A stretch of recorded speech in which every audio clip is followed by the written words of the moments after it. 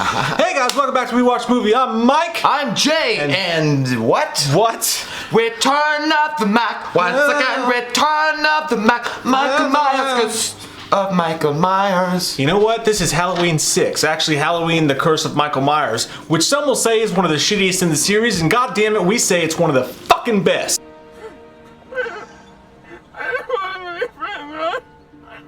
Yeah, I love Halloween, the original, and then to me it goes Halloween. Save it for the ranking, you piece of shit house. Crick fuck. God damn it. Taints. How many times? Who am I supposed to build ramps for? Who am I supposed to build ramps for now? Taints How in many your mouth. fucking times? Halloween 6, The Curse of Michael Myers, where we find out Michael likes to fuck his niece. What? That was in the producer's cut. That little guy right there? Don't worry about that. Don't worry about that. That's Jimmy Johnson. Yeah, Jimmy Johnson. Daniel Ferentz, who wrote this script, went into a COD and he went into a COD?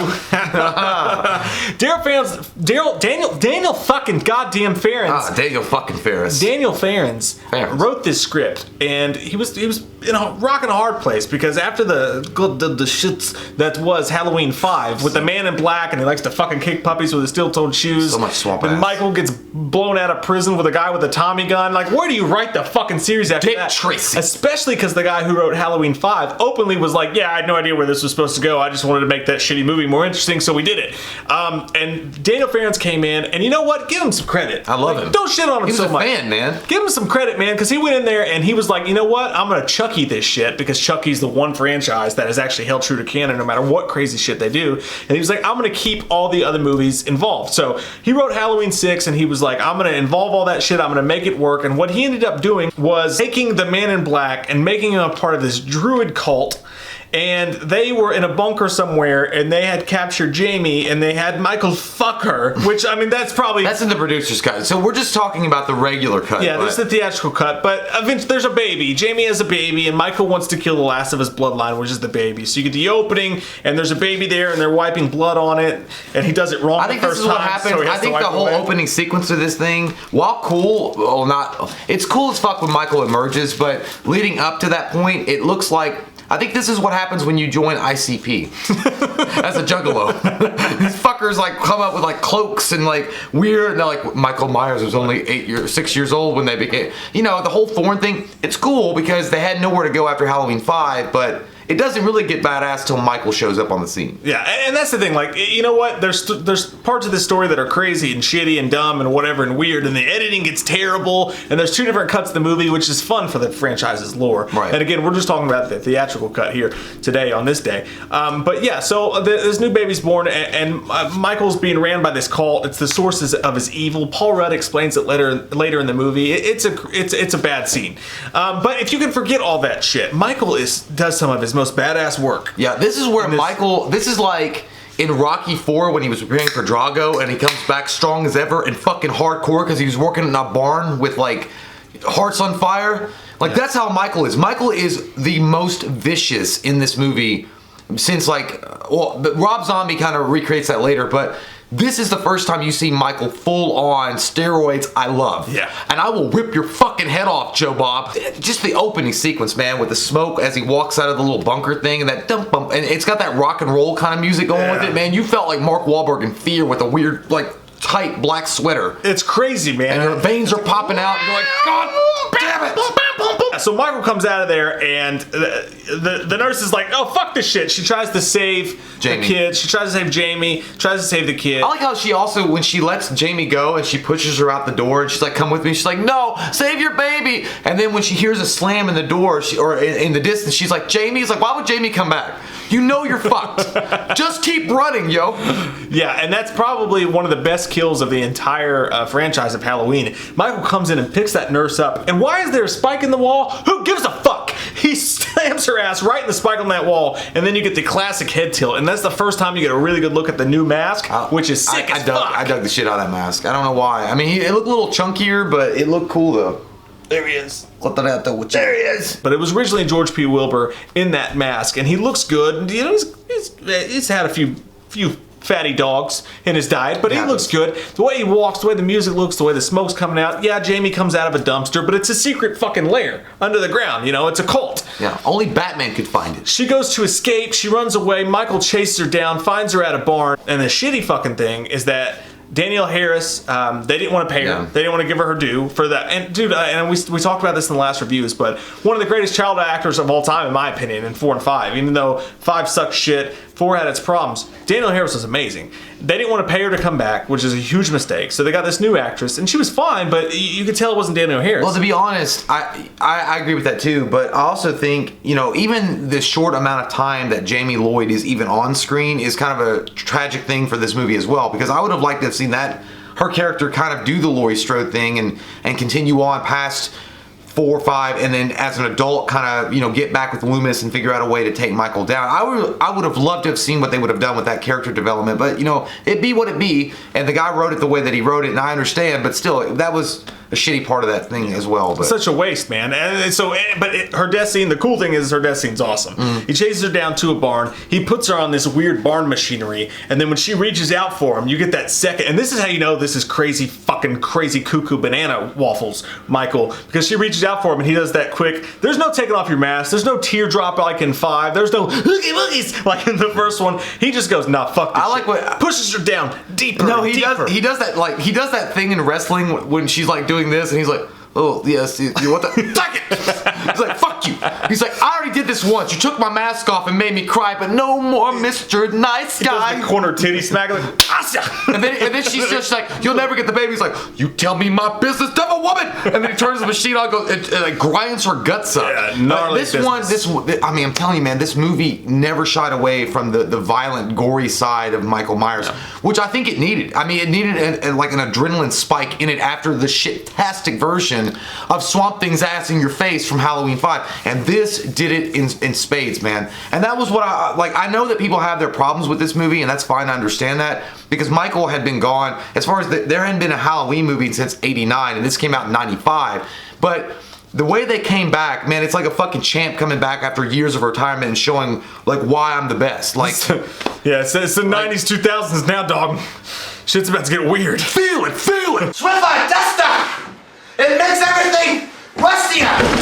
My gun! I'm just gonna watch it.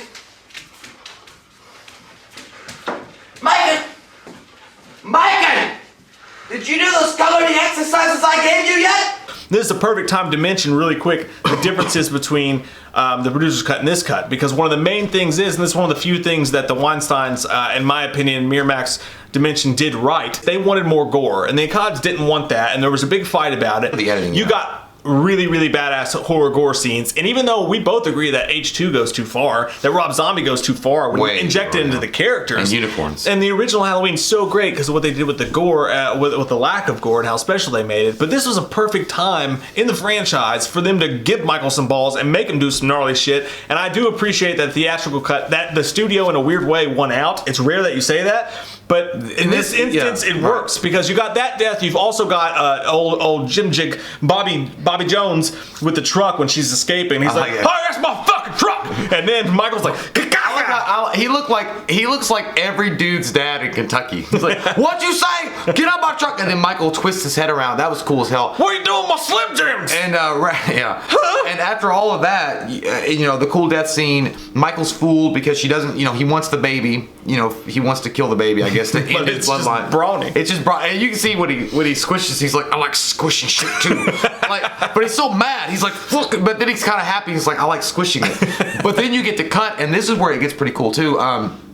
No, actually, we didn't even mention it. Before that, in the train station. You get introduced, by the way, to Paul Rudd, the great Paul Rudd. I was gonna put my dick up in you. This is the Paul Rudd's first movie. Yeah. Phenomenal job. There was a little drawback to his character a little bit. He's playing Tommy. He's taken on the Dr. Loomis role in a way of kind of being obsessed with Michael, trying to track down Michael, not believing that Michael died, you know, in Halloween 5, all that stuff. And they're listening to a radio program and all that stuff. You also get reintroduced to Donald Pleasance. He's an old guy, he's retired, he's living out in the woods and all that stuff. And man, the way that those sequences play out together, it's really cool. It's greatly written. It's it's not like it's overdone. It's not like done like super like intricate or exquisite or whatever, but it's not done like without love or heart into it. It's like it's done just enough to get you right back into where Halloween 5 fucked you over. It's cool, man, because her going to the on her way to her death, she goes to a train station, and in doing so, there's really bad writing in that. There's stupid fucking writing in that. Like, why did you call a radio station instead of the police? Well, she said that. Well, remember the phone line, all the phone lines to Haddonfield were down. How the fuck does she call the radio station? 911 don't work, bitch. How the fuck does radio station work, I don't Jay? know. That's what I'm saying. And Paul Rudd's listening to it on his special. He's the dude from American Beauty. He's got all this great equipment because he sells pot on the weekends from his catering job. That's what you do. And then he wants to fuck Kevin Spacey, or did Kevin Spacey wants to fuck him. There we go. He wasn't sure. No, his dad thought that Kevin Spacey wanted. Never the fuck. We're not going there. He's listening to it and he noticed it. I like the way he turns when he notices he hears the train. He's like, That's what I'm talking about, dude. The overdramatic sell that Paul Rudd goes for to make sure that you know that he shops at Spencer's. He does this like he seems like, you know, when Jamie's like, Dr. Loomis, anybody, Michael's coming, and he's like, it's kind of like a, where's your eggs? Aisle 3. He's like, wait, what's on aisle 2 last week? There's 3. It's over dramatic. There's 3 terrible scenes when he does that. It's when he hears the sound and he's like, "Whoop, I'm just pacing in my room on a Sunday afternoon." And then walking away in the hospital. Walking away in the hospital with the baby where he's like, and then the third one is when they're in the lair later on and he sees Michael come for him and he's trying to break open that door with the gas, with the Oh, and he starts, and he's like, the canister, the fire extinguisher. Let me... No! Get out! I put a fucking boot in your butt cheek! Go! Go! And I don't like to see Dr. Loomis or Donald Pleasance in that kind of weakened state, because this was Donald Pleasance's last movie as far as being Dr. Loomis, because unfortunately he died. But it was cool though. Like you do get. I guess people wanted to see him kind of taking it easy now. Like after, like people don't believe him anymore, and like I've done enough. I've tried, and these motherfuckers still want to get killed by the boogeyman. he likes the countryside. Yeah, he thrives on. But there was still a moment though, like when he's listening to the radio and he turns it up, and you can. I think he recognizes in that moment, and it's such good acting by Donald Pleasance. That's Always. how great of an actor Donald Pleasance was. Just to tell a story with his eyes or his face, you can see his eyes kind of just lightly, like kind of pick up for a minute when he says Michael Myers, and then it's like he's coming and Dr. Loomis, and there's lightning. He knows it's Jamie, and he knows that she's telling the truth. And then, of course, the radio station being a dick because they got to sell ads to Starbucks has to hang up real quick. But still, great scene by Donald Pleasance. And it's, again, when I say a quick introduction, it is a quick introduction back to, or at least giving you the main characters or the main players in the story. But it's still done really well. Yeah. And that's why I think a lot of lessons should be learned nowadays with horror movies and stuff, because you don't have to have like a million fucking intricate backstories and plot lines just to get somebody back into the film. Just get to the dick of it. All right. You know? I'd like to get to the tip. Also, this introduces us to Dr. Wynn, who a lot of people don't realize this or put this together. But Dr. Wynn, who shows up, who's a great actor. Like, I like this guy. He's a great character actor. He shows up, and he's like everyone's grandpa, you know, that character. But Looks he like sells Orville Redenbacher popcorn. Yeah, he looks like Orville Redenbacher. Yeah. But he's actually the guy that you see with the mustache in 1978 Halloween, who Loomis is yelling at, saying he was doing way better last night or whatever. That's the same character. So this is him later on, and he shows up and he's like, Dr. Loomis, he was like, we want you to come back and we want you to run Smith's Grove. I want you to take over. And he's like, you should know it's not wise to play Halloween pranks on me, which is another great line in this series. And that starts off with the Druid cult thing, and we'll get into all that later, but that's pretty cool. But that kind of sets the stage for everything, and it's really cool. And then you're introduced to the new Jamie / Laurie type character, which is Keira Strode, who's played by Marianne Hogan. She's not in a lot of stuff, but I'm strangely, deeply attracted to this. That's not strange, dude. She's hot. And not to mention, she did a really good job with the role. Like, yeah. You know what? Honestly, the way that she looked, I would have taken her as Mary Jane. Yeah. She's hot. Basically, she's in a broken home. Keira is. Her father is a bastard asshole. One of the greatest horror movie assholes of all time. He is. He's the quintessential suburban asshole drunk dad. Well, like, when he said, she's like, dude, it's one of those awkward morning conversations that you get to be a part of as a viewer to watch, like, because this happens.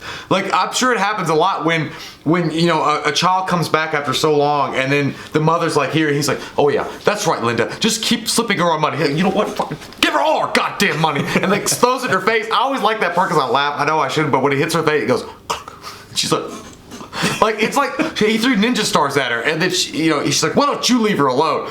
And then that whole thing with him pimp slapping her, and then Danny doing the whole knife thing. Like, come on, guys. Like, I'm never gonna buy into that Danny was gonna take over as Michael. You could have cut certain things out of the script and just made it cleaner and easier, like the entire Danny thing.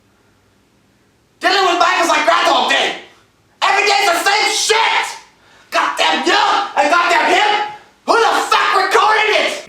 But yeah, so but still, yeah, John Strode's one of the greatest horror movie bad guys of all time, and the way he gets it's fucking awesome. Because when Michael finally decides to show up, and first what happens is I think there's a lot of people on Facebook that are like that though. The way he is at the very beginning was like, enough of this goddamn Michael Myers bullshit. Everybody's sick of it. Yeah, that's exactly right. But this movie does have a really good Halloween atmosphere, which some of the movies lack. The way that Haddonfield feels, the way it all feels, it feels really good.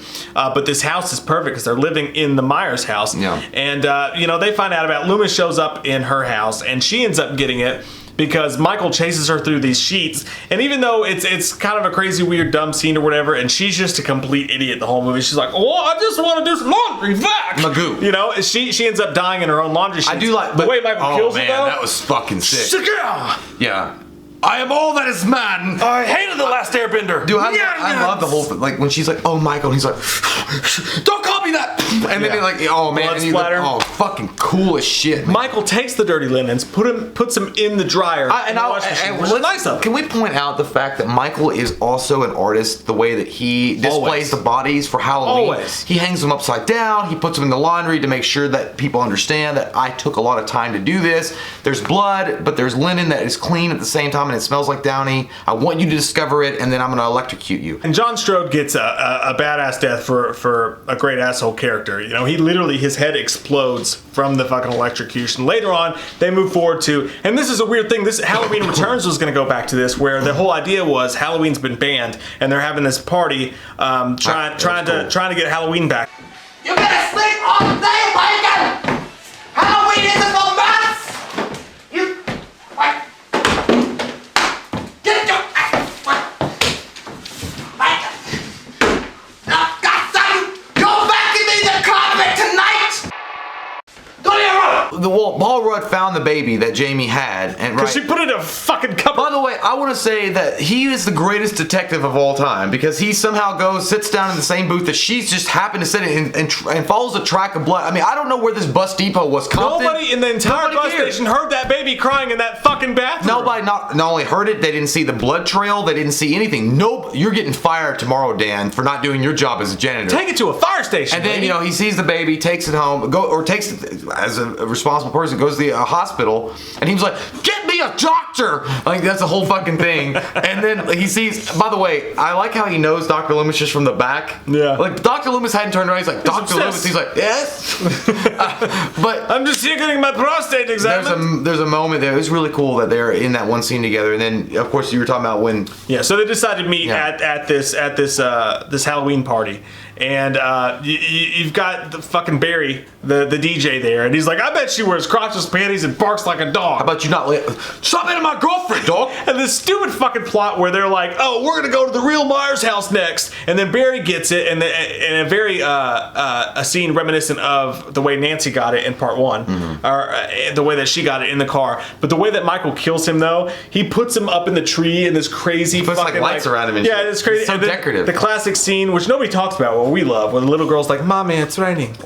It's raining red. And then she does this thing. I was like, first off, you're a stupid kid because there's no rain. It's blood, you little shit. There's no red rain, and it's not gonna be. She's like, it's the worm. And Paul Rudd was like, you are fucking dumb. And then he looks up. He's like, oh, but again, like I was trying to imagine this, like Michael getting up into a tree, pulling the body up, like setting it just right on the branches, and then wrapping fucking lights around it. It makes no sense. And then like him doing this all while people are like, oh yeah, I don't see it. Michael is the actual proprietor of Michael's Arts and Crafts. Like he loves his fucking arts and crafts. He loves it. That's all he's trying to do is promote his brand. But yeah, so Barry and the team's like, oh my god, you live in the Myers house, let's go there. Meanwhile, these two dumb fucks go and they're like, even though there's a whole radio crew coming to our house, let's light candles and slowly have sex. Okay, to be honest though, and to be fair to those characters, they didn't believe the Michael Myers bullshit, especially the girl, and she was alright enough to be like, you know what, I kind of But the radio station was on their way there. Who cares? They have like a good, look. Have a quick bend it over and bang it out. 5 minutes. Yeah. 3 minutes. You don't like candles. And he's all like, let's light the candles. Well, I mean, I don't want to be rude and say It's like, just do me, Richard. I don't want to be rude and say that, like, light the candles. That's fine, but it's going to be over in 3 minutes, and then I can get in the shower. But whatever, we'll just do that. That's true. I mean, gotta stay fresh. I will be satisfied. You will not. Get! You will not go out tonight! The party with Jason! But yeah, either way, yeah. So they have sex, then Michael does the cool, like, he kills the guy in the bathroom, comes out, and he does, that's a really cool scene. As Keira is looking across the street and watching through the camera, Michael comes up behind Beth and starts fucking, like, whooping her ass and be like, don't you ever fuck in my bedroom. And, like, just, like, you know, a cool ass vicious. Jonah! And by the way, I just want to go back to, you know, we'll get to the end as fast as we can, because I know you guys don't want to listen to 80 minutes of us fucking this movie. But the long shots, the way that it's shot, like just Michael standing outside the house with the little boys looking across the street with the lightning. Man, there's so many cool elements of that, and just kind of bringing that badassery of Michael back. Like, it's so fucking sweet. It's like seeing Batman, like, standing on the tower, like, hunched over, like, I would find him. Like, it was cool. Those kind of things go underrated and unnoticed in this movie by a lot of people, and that's really true. But yeah, he kills him, she finds him. This is where the editing gets really shit, because when they wake up. Yeah, they wake up, Loomis shows up, Paul Rudd's there, he's got the kids, all this crazy shit's going on. There's Paul Rudd's grandma, who's like, what the fuck? Well, she's part of the cult, you know. When they kidnap the girl, and then and then Dr. Loomis and Paul Rudd come out there, and they're like, I think we've been drugged. Yes, that's what I was getting at. Like, the whole cult shows up, we find out it's Dr. Wynn, and this is where the producer's cut stuff really kicks in, because it's just like a clink, and all of a sudden Paul Rudd, she jumps out the window, Paul Rudd and Dr. Loomis are standing outside like, I think I've been drugged. It was a crazy night. I've been drugged. Last Sunday. Then we go right back to the cult layer. Let's just look over that whole terrible editing thing. They had to do it for their reasons, whatever the fuck. It's the kind of thing you gotta look over if you really want to enjoy this movie, and you do.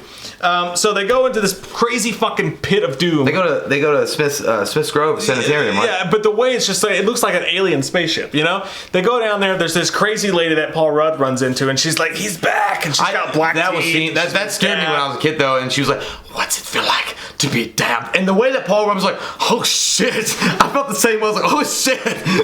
That's when Michael shows up, and he's like, dude, okay, but we're getting to the scene that defines for me maybe the greatest death scene of the entire series. Fuck yeah. I'm sorry, man. Like, I mean, you're going from Halloween. Tell it on a mountain. I will go preach it with a monster in my hand. Fucking bitch. Look, guys.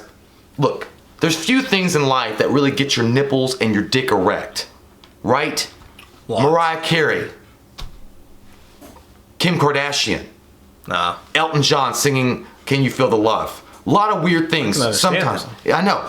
But there are some things, though, that happen that just make you feel all the way sexual and make you shift to turbo. And when that strobe scene happens, when Michael picks up that fucking machete thing and starts killing all those goddamn doctors, wow, dude, that thing was off the fucking charts ridiculous. It's the first time you get Michael Myers in full-on rage mode, where he has a cool mask. It's like when Batman got the metallic suit.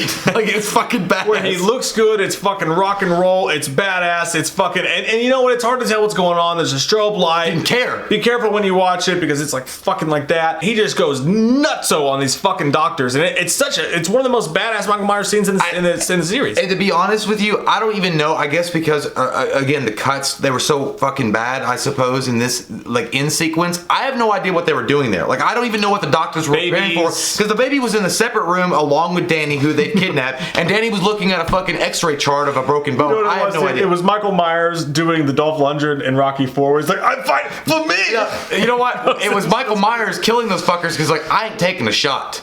You're not gonna prepare a shot for me. I ain't needles. I don't need no Hefe shot.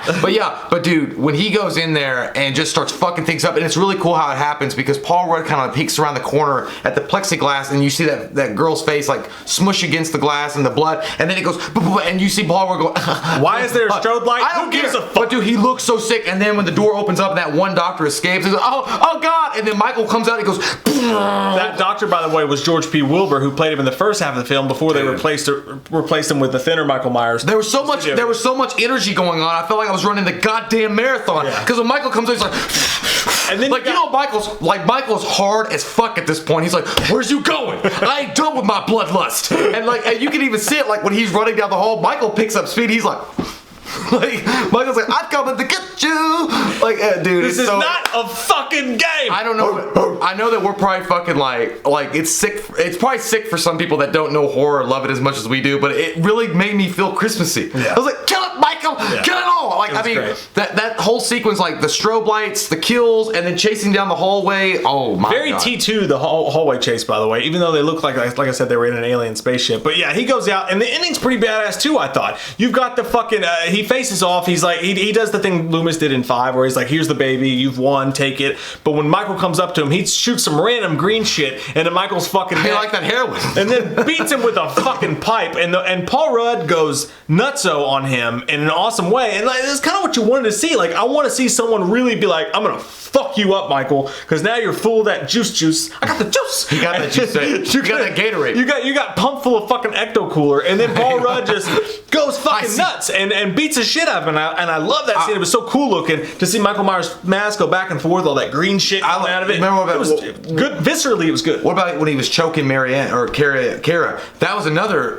very violent scene, and pressing down her throat, and like she sold it so well. Like, she was really underrated in this movie. I can't believe that she didn't do more, because she sold that fucking. She was great. Yeah, she was like, oh, like it looked fucking sick and cool as hell. But yeah, when Michael gets stabbed with that shit the first time, he's like, I feel funny. Fuck, should have had that farmer shot, man. I want to go play basketball. But yeah, it was cool. Yeah, and then Paul Rudd does beat his ass with that pipe. And that was cool. And then the editing gets a little crazier because they beat him up with the pipe or whatever. They take the kid, they go out. Next thing you know, you're in the street, and Loomis is putting him in a Jeep, and he's like, no, just go, I have things to deal with. And then the next I have to delete my browser history. Next thing you know, and it's really sad that this is the way it had to go down, but at least they gave him some sort of send off, because Loomis Donald Pleasance actually died. They wanted to give him some sort of send off, so you just hear Loomis screaming while a close-up shot goes on the mask and the needle full of the green shit, and that's how the movie ends. But I like the fact that they ended it at least open-ended, so they didn't really kill Michael off, or they didn't do some weird, like, I'm in a jail cell and a Dick Tracy scene happened at the end of Halloween 5 and now he's just gone.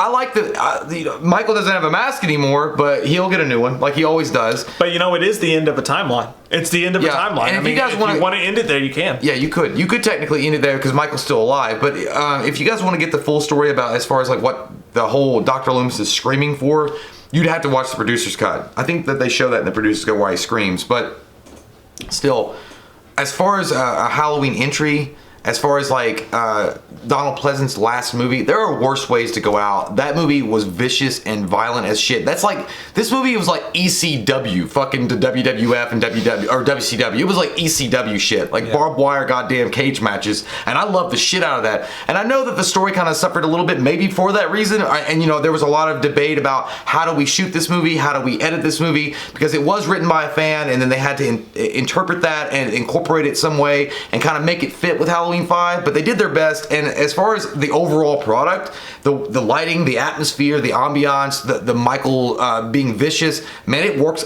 Again, it's my second favorite film of the entire Halloween series, and I think has the best death scene of any of the Halloween movies, as far as like killing all the doctors. As a movie, I give it a 7 because it has a fuck ton of writing problems and it has a fuck ton of story problems. But they did the best they could. They had a lot of shit to work with. There's the editing problems. There's a whole lore behind the producer's cut or whatever. But that does not mean that I rank it as a 7 in my favorite movies, because I might give it a 7 as a movie, but where it holds near and dear to my heart is a completely different thing. And part of the reason for that is because our old Hollywood Video, this was the only Halloween movie they had, so we would rent it all the time, fucking constantly. So I probably watched it more than any other in the series, and it holds a special place in my heart as a movie. But as trying to be as judicial as possible, like on the outside, the movie I give a 7. That's not where I'd rank it though. I'd give it a 7.5 if I'm going to be fair, or maybe an 8. I mean, 8's still, it's high as fuck, but there are a lot of problems obviously with it. But still, at the end of the day, it's got that